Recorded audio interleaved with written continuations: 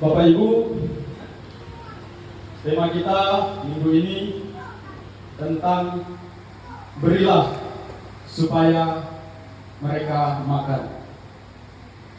Berilah supaya mereka makan. Bahasa Torahnya kira-kira begini, semoga saya tidak salah. Beni temai tobuda anakan dei. Tolong. Beni temai tobuda anakan dei. Bapak Ibu, saudara-saudari yang terkasih dalam Tuhan kita Yesus Kristus, mengapa kadang-kala kita susah sekali untuk memberi? Terkadang kita susah sekali untuk berbagi. Sebagai orang yang berkecukupan, kita tidak pernah merasa berkekurangan. Tetapi mengapa selalu saja kita sulit untuk berbagi kepada sesama kita? Kita hanya memikirkan diri kita sendiri, tidak pernah memikirkan orang lain. Yang penting kita dulu, yang penting kita diberkati dulu. Urusan orang, urusan nanti. Kita hanya memikirkan bagaimana caranya kita agar hidup kita berkelimpahan. Kita hanya terus mengumpulkan pundi-pundi untuk kita penuhi. Kalau perlu isi ATM, kalau bisa meluap-luap. Kita tidak pernah memikirkan bagaimana caranya kita untuk memberi, kita berbagi kepada sesama kita manusia atau kepada orang-orang yang membutuhkan pertolongan kita.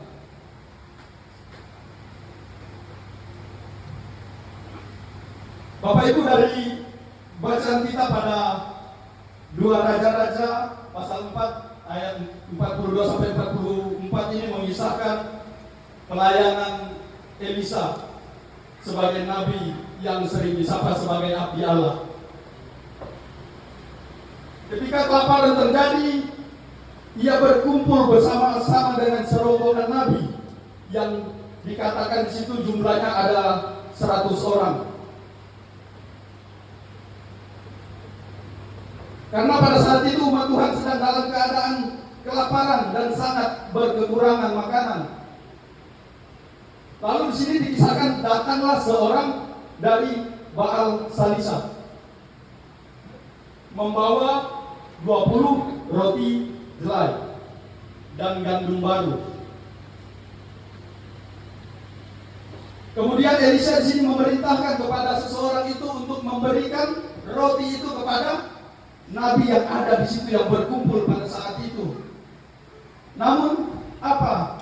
Di sini pelayan itu sempat ragu-ragu akan roti yang dia bawa untuk dia berikan kepada 100 orang yang berkumpul di situ, karena dia berpikir tidak mungkin hanya dengan 20 roti ini cukup untuk 100 orang yang ada di situ.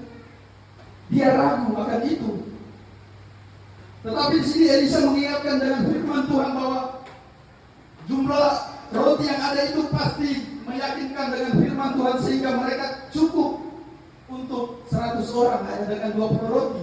Bahkan Elisa berkata pasti ada sisanya. Karena dengan iman Elisa percaya sehingga dia mengatakan pasti ada sisanya.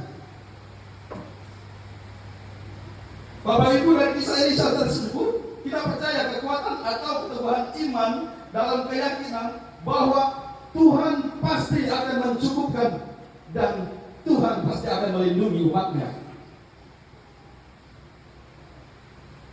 Dan dapat kita sebagai orang yang percaya dapat menjadi saluran berkat yang dapat dinikmati orang banyak.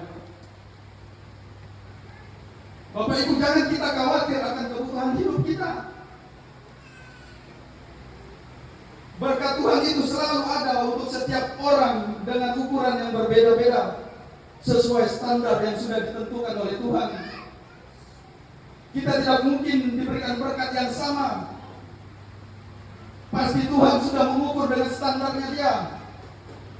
Kita hanya perlu untuk mengucap syukur. Bagaimana caranya kita untuk berterima kasih dengan apa yang sudah kita miliki, tanpa harus membanding-bandingkan apa yang orang punya dengan apa yang kita punya.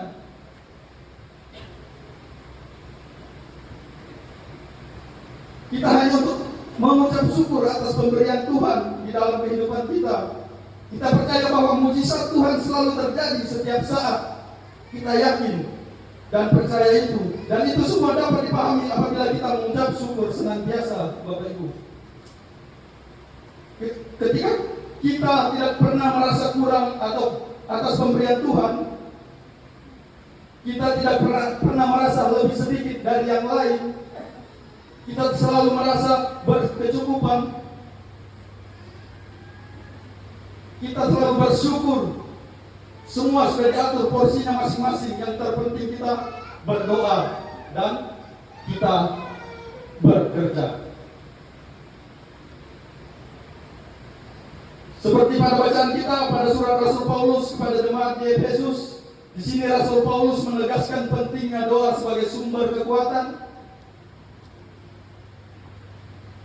Di sini juga Rasul Paulus menguraikan 4 isi doanya.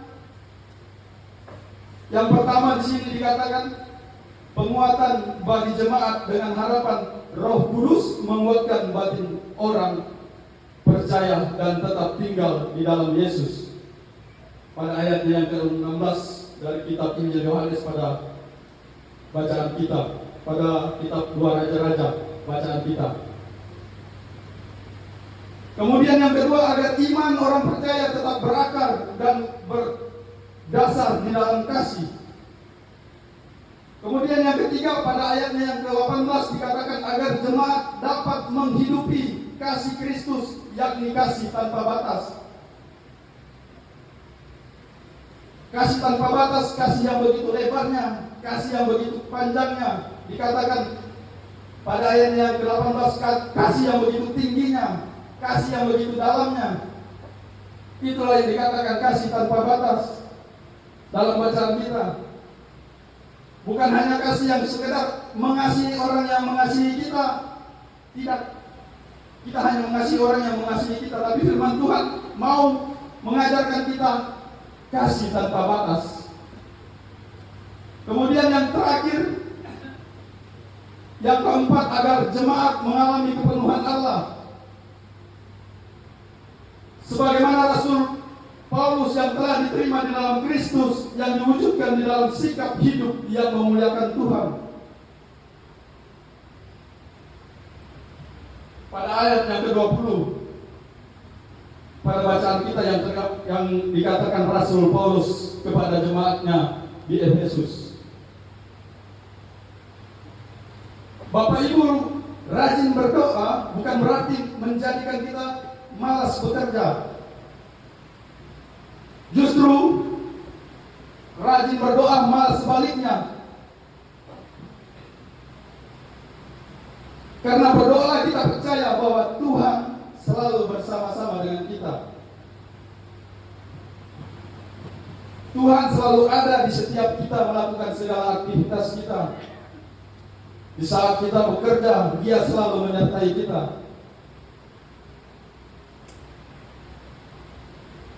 Bertekunlah di dalam Tuhan dan berpengharapan hanya di dalam Dia. Jika kita terus bersandar hanya kepada Tuhan, justru Tuhan bisa melakukan hal-hal yang lebih besar daripada apa yang telah kita doakan. Kita yakin dan percaya mujizat Tuhan selalu ada dan selalu baru setiap waktu. Jika kita terus bersandar hanya kepada Tuhan, justru Tuhan bisa melakukan hal-hal yang lebih lagi. Bukan hanya sekedar apa yang kita doakan, apa yang kita inginkan, bahkan Tuhan bisa memberi kita lebih daripada itu. Bacaan kita yang ketiga pada kitab Injil Yohanes ini juga menceritakan tentang karya Yesus Kristus. Di sini dikatakan ketika orang banyak berbondong-bondong mengikuti Dia mengajar orang banyak itu, serta Dia melakukan banyak mujizat-mujizat penyembuhan kepada orang-orang itu. Bahkan dikatakan di sini Ia memberi makan kira-kira 5.000 laki-laki banyaknya, belum termasuk perempuan dan anak-anak.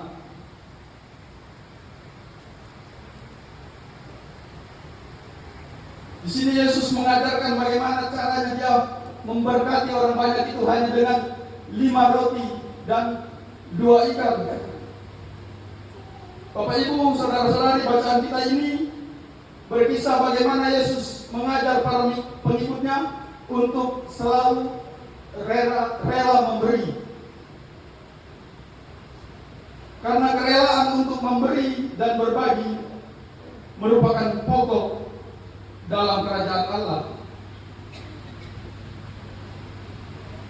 Mujizat memberi makan 5.000 orang ini bukan hanya ditulis oleh kitab Injil Yohanes, tetapi juga dituliskan oleh ketiga kitab Injil Matius, Markus, dan Lukas tentang mujizat memberi makan 5.000 orang hanya dengan 5 roti dan 2 ikan.